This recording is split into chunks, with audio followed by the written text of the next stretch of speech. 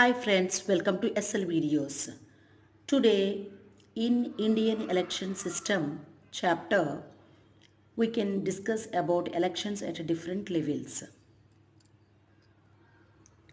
In India, elections are conducted in two kinds. They are direct election and indirect election. So we have two types of elections, that is direct election and indirect election, and in India both kinds of elections are going on. The president and the vice president are elected through indirect election. So, in the kind of indirect election, who will elect means the president and vice president through indirect election only they will elect. Lok Sabha, which called the lower house of the parliament, has 543 members. So, in parliament, two houses are there, Lok Sabha and Rajya Sabha. Lok Sabha is the lower house and the Rajya Sabha is the upper house. Lok Sabha has more number of people, and Rajya Sabha is having lesser than Lok Sabha. Okay, we can go in detail. Okay, Lok Sabha is called as lower house of the parliament. Parliament has two houses, Lok Sabha, Rajya Sabha. Rajya Sabha is the upper house, Lok Sabha is the lower house. And Lok Sabha is having 543 members. These are elected by the voters through direction election, means direct election. Okay, so through direct election, these voters, these are elected by the voters through direct election, means these Lok Sabha members are directly elected by the people. The elected members the elected members hold the office for 5 years. So these elected members, Lok Sabha elected members, will hold the office for 5 years. Their tenure is 5 years. Next, let us know about Rajya Sabha. Rajya Sabha, which is called the upper house. Already we know that Rajya Sabha is the upper house and it has lesser than the Lok Sabha members. Rajya Sabha has 250 members in it. Of these, 238 members will be elected through direct election. So, among 250 members, 238 members will be elected through direct elections. Okay, 238 members through direct election we can elect people of India, and the members of Rajya Sabha will hold the office for 6 years.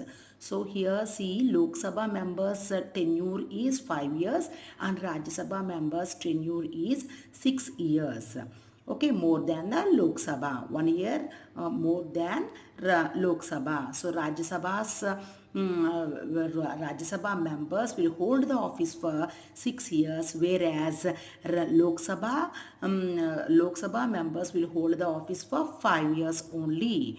The elections to the state assemblies also will be conducted by the election commission. So here election commission plays a vital role, a predominant role. Election commission it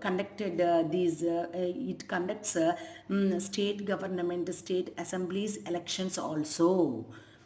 Central elections and state elections, it will only take care and it will conduct each and everything. Everything, these elections, everything very, very sincerely and in a great way, election commission will conduct. The members of the legislative assemblies will be directly elected. So, let us know about the state legislative assemblies. Okay, the members of the legislative assemblies means state level will be directly elected. So, here also direct election will be there. Direct election to the state legislative assemblies also will be held by election commission only. Members of the legislative council will be elected indirectly. So see, state government, state legislative assembly is also having legislative assembly and legislative council, both houses. Like in the central parliament is having both houses, no, Lok Sabha, Rajya Sabha. Like that, in the state government, legislative assembly and legislative council, both houses are there in our state assembly also. State legislative assembly will be directly elected, and whereas legislative council will be elected indirectly. The election commission conducts elections to municipal corporations, municipalities and gram panchayats also. So election commission, I told you know earlier, election commission plays a vital role in conducting the elections. So in conducting the elections to municipal corporations and municipalities and gram panchayats means these are local bodies. So for these local bodies also, election commission will take care and will conduct the elections to these bodies also, municipal corporation, municipalities and gram panchayats also. Okay, this chart is very important. See here, conduct of elections. So who will conduct to which body? Let us know. Conduct of elections. Here to the left side, the Election Commission of India.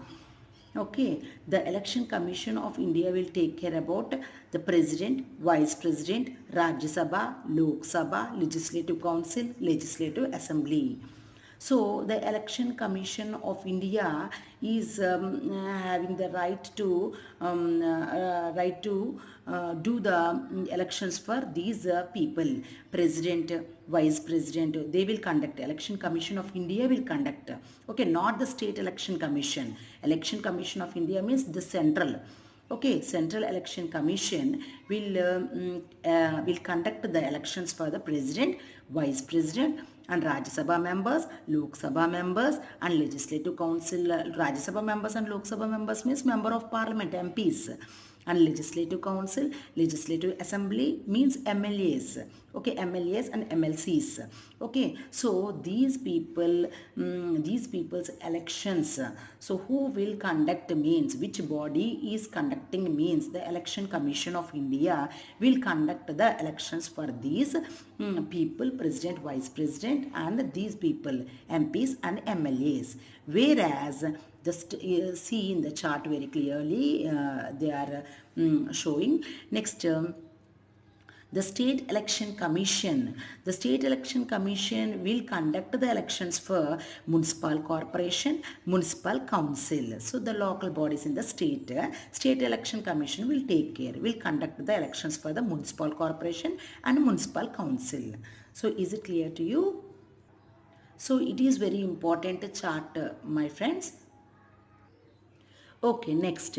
Democracy is the process that facilitates social progress in independent India. The Article 326 of the Constitution of India makes provision for elections to Lok Sabha and Rajya Sabha through universal franchise. Through universal franchise means right to vote. Okay, democracy is ours is a democratic country and is the process. Democracy is the process that facilitates social progress in independent India. Yes, in our independent India, now we are independent.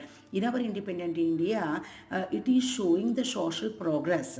Ours is a democratic country and here social progress is there. And in our independent India, it is showing, democracy is showing that we are in a progressive way.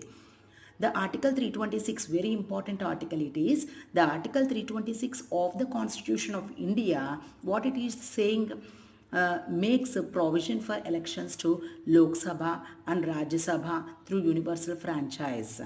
Universal franchise means right to vote. We are using our valuable votes to elect these members of Lok Sabha and members of Rajya Sabha. So through this article only we are getting the right to elect our Lok Sabha members and Rajya Sabha members. That means member of parliament, MPs.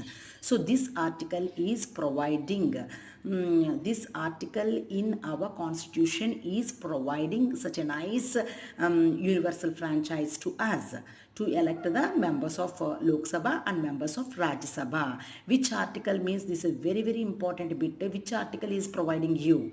means Article 326 of the Constitution. 326 is very important article.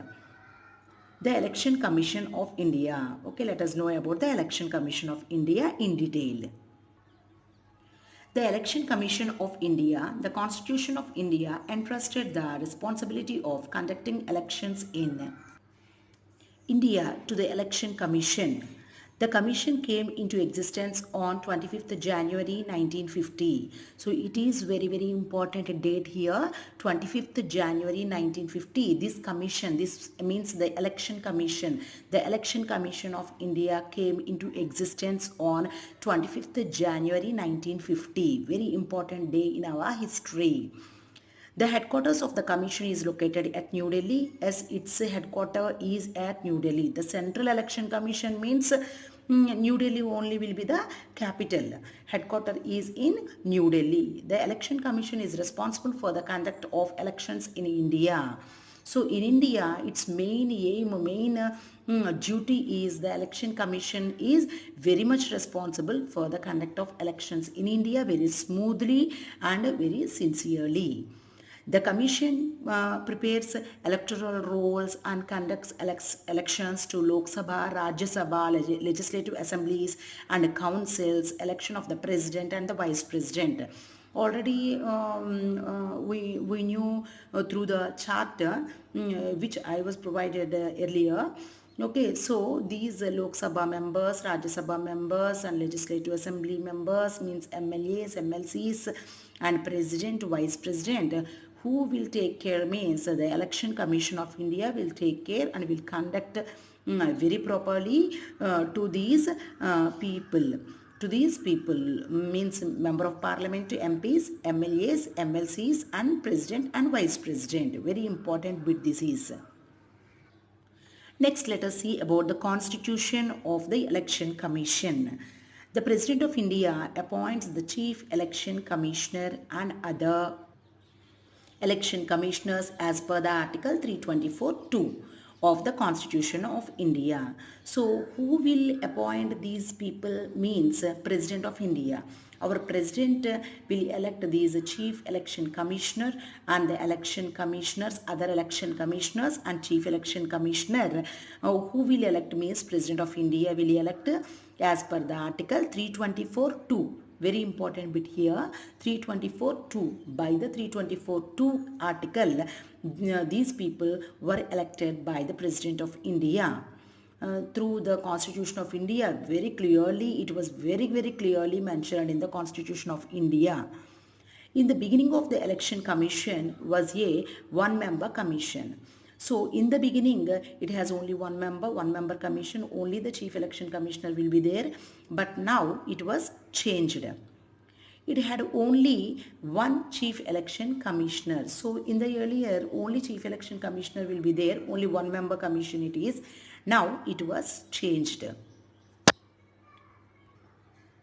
In 1989, the Election Commission Act was amended and the commission became multi-member commission. So in 1989 it was changed and it was not from that day onwards, from that year onwards, it is not a single member commission and it has a multi-member commission. Multi-members are there. So from then on, the commission is functioning as a three-member commission with a Chief Election Commissioner and two additional commissioners. So from that year onwards, that means from 1989 onwards, from 1989 onwards, it is three-member election commission. Okay, three members election commission. Two are the additional election commissioners will be there, and one is Chief Election Commissioner. So three members commission, that is from that year onwards, 1989 onwards. Earlier it is only one member commission. Now three-member commission. That means multi-member commission. These members are generally from Indian civil services. So that means IAS, generally IAS people will be appointed and appointed and by the President of India. Okay, those are also the very, very important bits. They hold the office for 6 years or till they complete 65 years of age. So what is their tenure?